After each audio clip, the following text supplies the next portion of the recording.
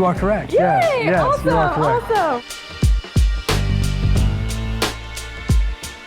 My name is Sean Conway. I am the sneaker and streetwear expert for the RealReal.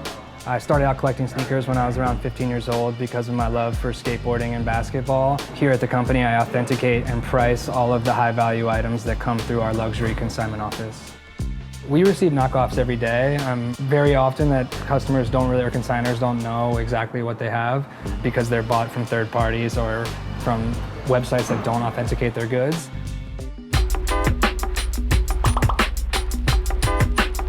We are here with all of the sneakers. We have some real ones and the fake ones, and I'm gonna try to tell them apart. You said the first step is the box. Yeah, so when I first get the sneakers, the first thing I do is look at the box. And I look at whether the box is damaged, whether it's intact, and certain telltale signs that you can tell from the sticker and other things. The only difference in the two boxes is if we turn them around, you'll see on this one there's like a WP stamp, which should not be on this sticker. I mean, that would make me question it. Okay. I wouldn't say these are fake, but that's like my first red flag. Okay.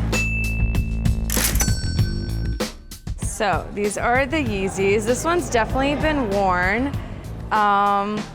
There's some like wear inside, which makes me think that it's real. The fabric feels a little bit soft. It's good. I think this one is the real pair and this one is the fake pair. You are correct. Yay! Yes, Awesome, you are correct. awesome. The most counterfeited shoe is the Yeezy Adidas. It's not that hard because it's just a knit material on like a Boost sole. They've gotten pretty good at imitating the Boost technology, and so there's really good knockoffs. We use weight tests, we use blacklight tests, and so there's a lot of different ways to kind of figure out whether they're not authentic. If you're looking for a counterfeit, you want to be looking for any excessive glue stains around the midsole. When you look at the faux pair, you'll see all these different these different spots that show up that shouldn't be there. So on the inside of the shoe where the size tag is, you'll see some numbers, and the last number on the very bottom of the tag, on the right and left shoe, the last 4 digits of those numbers should be different. Okay. And if you look at the faux pair, tell me what you see there. It is 0749. And it's 0749 on this one, so they're the same. And so you never want to see that.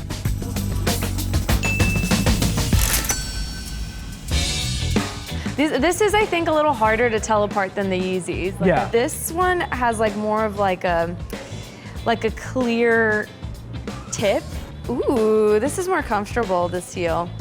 I don't know. Okay, I'm going to say, I thought this was the real one, but now I think this is the real one. And my final answer is gonna be this one. This is the real pair. Oh, okay, no, I should have gone with my original yeah. instinct. Okay, wait, why? Because this has like a cushion. Honestly, the first thing I would look at with these is just the overall construction and quality of materials. This is more of a hairy suede. It's supposed to be more of a smooth nubuck. Oh, that's true. And also you can see the difference in the two color, like the red is a little bit darker on this faux pair. If you just like look at the back of these two shoes, look at the finishing on the heel tabs. Right over here. It's kind of sloppy. Right, it wouldn't have passed through quality control at Nike standard. Wow. If you look at the two insoles next to each other, you'll see that a lot of the font and stuff is more spaced out and bigger on this pair than it is on the faux pair. Oh. And technically this is a bigger size, so this should technically have bigger font as well. And if you look at these, the size tag should be attached to the bottom of the insole. Oh, okay, that gives it away. Yeah, Very and so cool. that's always going to be there. And you can see this is a little bit off-centered. Just like the overall weight is wrong, like this is a lot heavier and stiffer. This is a lot more flimsy. On the real pair, it should say champion athletes throughout the world. Yeah. And on the faux pair, you'll see that they missed that. It just says champion athletes and they're missing throughout the world. Oh, it's one extra line, guys. Yeah. Could have gotten that right. No, Well, I'm they're probably kidding. watching this video and then didn't change it. Yeah, all the shoes are gonna say throughout the world now. Right. So now we have, I believe these are Gucci sneakers. Yes. Okay, and these are popular shoes. Oh, for sure. I mean, it's reminiscent of a Converse Chuck Taylor, which is like a classic style that will stay timeless throughout, our generation. But Gucci and other companies obviously try to do similar style. Just by feeling this definitely has like a softer leather. I feel like it'll be more comfortable on your foot. Like it kind of maybe like would move with your foot, whereas this one is like a little stiffer. Yeah, and I don't think it'll be very comfortable. And I also feel like this tag is just a little more polished. Maybe that's like how Gucci is supposed to be, but I feel like the like unpolished tag is gonna be the one. So I'm gonna go with, these are the reals and these are the fakes. You are right. Yes, yes. You got this one right. What I do when I pick these up, obviously, is like I said, I look at the materials. You'll see that this is kind of just, it almost feels a little bit wrong. Moving in closer, you'll see this little fishing wire that is kind of sewn all the way around the edge of the patch. Yeah, it's like the cheap wiring. And you would never see that in an authentic pair. Obviously, the rubber they used to make this midsole was just an inferior rubber. And so throughout time, it started to oxidize and the color is starting to change. So that just shows inferior quality as well. When you look inside, you'll see some inconsistencies. Oh, ew, You'll see the GG monogram throughout the interior of this shoe. Yeah. Whereas on the faux shoe, you'll see nothing, and the stitching is also really messy. It's so messy. It's like glue. And they also did glue it. Yeah. So normally they don't glue it. Okay. Gucci doesn't glue their insoles. So if you have any glue stains, or if it's like excessive, the red flag is up, and yeah, then you know it's fake. Start questioning. The glue gives it away.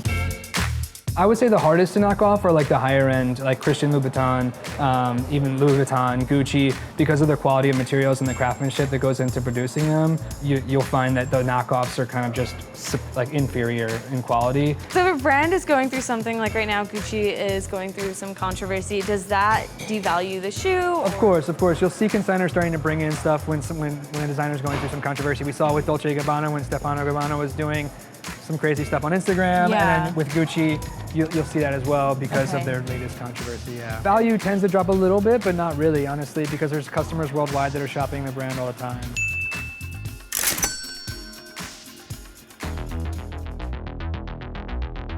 How much were these shoes originally, and how much do they sell for now? Originally, these shoes released for $160. Now, depending on condition, they could sell anywhere from like $1,000 to $1,600. Oh wow! So these are like good collectibles these to are have. These they were designed by Virgil Abloh, the creative designer of Louis Vuitton. For this one, the sole is very stiff. Okay. And this one is just like there's more flexibility. Like Nike usually makes pretty good soles, and so like I wear Nikes, so they have good flexibility. I feel like this is the real sign on this shoe. This one just feels a little like bubbly. Okay, yeah. Like you can poke through it. That's what I'm doing. I think this is real and this is fake. You are correct, yes. Again. Yes, wow. So on this pair, you'll see that the air is a little bit too raised and rubberized, whereas on this one, it's more of a matte finish and it's printed on. On the bottom of the shoes, you'll see two little rubber nods right here at the bottom of the A and the R and air on the outsole.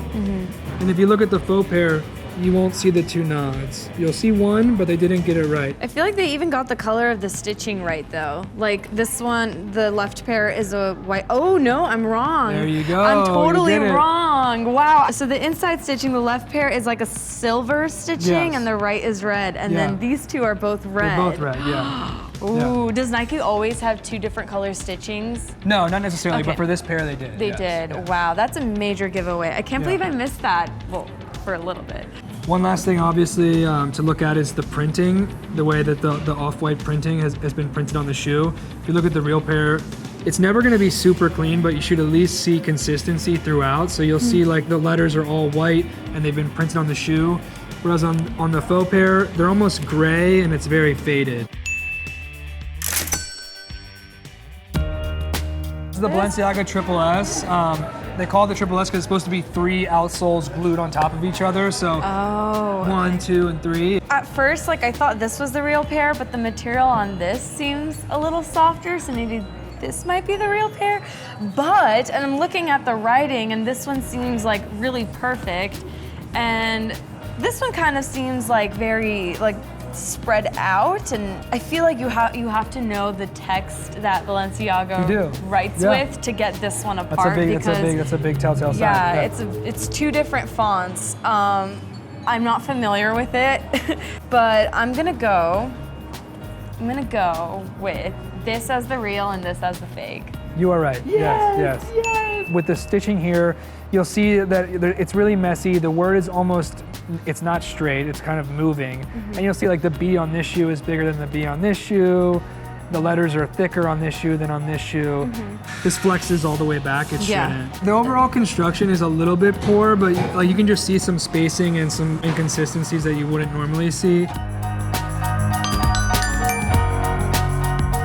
There's a lot of videos out there for real versus fake that all of these counterfeiters are watching daily, you know what I mean? So they're trying to figure out what people are noticing and trying to, you know, adapt and fix that as soon as possible. So yeah, we're always trying to stay ahead, and they're always trying to play catch up.